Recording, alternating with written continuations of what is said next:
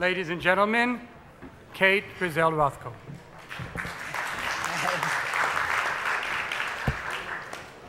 Good evening. Well, I think I probably bring a very different perspective to this evening at the center, since I think, unfortunately, from everything I've learned about it, was never myself connected with the center.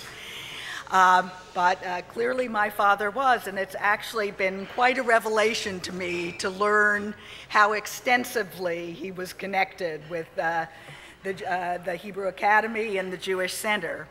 So I wanted to open my comments tonight by telling the story of how I came to be here.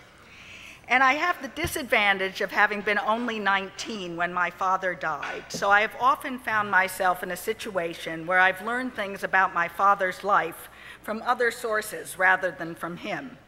This is especially true since my father was also 47 when I was born.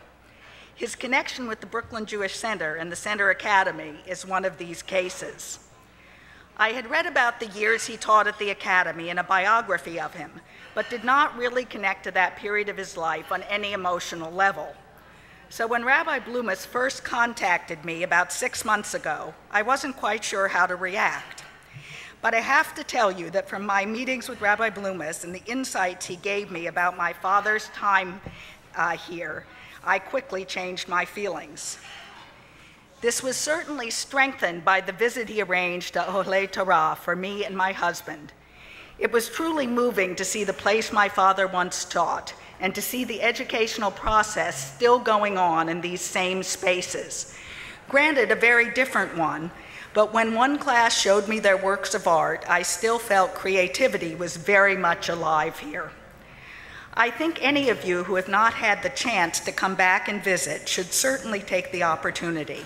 And I can assure you that Rabbi Blumis is an enthusiastic guide who has wonderful insight into the entire history of the building and the former congregation here and school. My father actually spent over 20 years of his life teaching art at the Center Academy from 1929 to the early 1950s. For him, this was an unusual commitment, since in general, aside from his devotion to his own painting, he rarely stayed at any, quote, outside job for very long at all. So it is clear that this role as teacher was something he enjoyed and which gave something back to him as well. The Center Academy's liberal view of education and the importance they attached to not strictly academic subjects would certainly have appealed to him. During his time teaching here, he was called Marcus Rothkowitz, and his students apparently affectionately referred to him as Rothky. One former student described him as friendly, funny, warm, encouraging, and very, very much loved. Another student who was interviewed by my father's biographer said, "I was never good at art, but he was very supportive. He liked my colors. He made you feel you were really producing something important, something good." Rabbi Blumis recently told me about another former student who described my father as the teacher who was always ready to get down on the floor and work along with the kids, for example, when they were preparing a set for a play. So one might ask how this picture of Rothky fits together with the person who went on to become Mark Rothko, a leading abstract expressionist painter. I believe the answer lies in how much my father got back from the children in the classes and how it meshed perfectly with his philosophy of art. This clearly came out in lectures he gave at the Center Academy, often to PTA gatherings, and a piece he wrote for the Brooklyn Jewish Center Review, in which he talked about the critical importance of children's art and the role of the teacher. In keeping with this feeling, he arranged exhibits of his students' work at the Brooklyn Museum and several galleries. He spoke of painting as a method of making a visual record of our experience, colored by our own feelings and reaction, with the same simplicity and directness as in singing or speaking. A child's approach to art is purely expressive and instinctive, which brought child's art the closest to expressionism. A child enters the art room full of ideas and starts to work, unconscious of any difficulties. In this way, he or she is able to surmount obstacles which might turn an adult gray.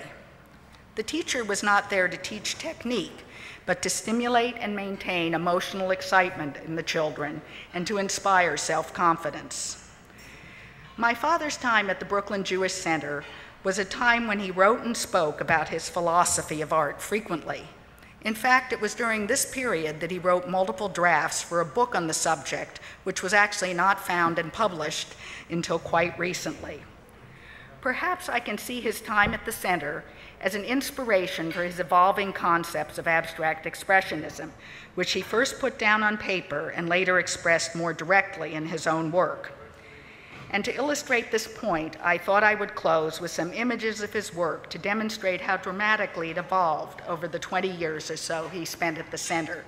So if I can have the slides, please. 1932, Head of a Woman, probably his sister. Next slide. 1938, Entrance to the Subway, often thought to be Nevin Street here in Brooklyn. Next slide. 1946, Underground Fantasy. 1941 or 42, Untitled, which is typical of most of his later work. 1944, Slow Swirl by the Edge of the Sea. 1948, Untitled. 1948, Untitled. 1949, Untitled. And 1950, number 10. During this time, my father also changed his name from Marcus Rothkowitz to Mark Rothko. So I will close by saying that the coincidence tonight, as Rabbi Bloom has already mentioned, is particularly touching because when he came to me and told me this event was to be September 25th, the first thing I said, it's my father's birthday. I have to be here. So that makes it particularly meaningful to me to have this tribute tonight. Thank you.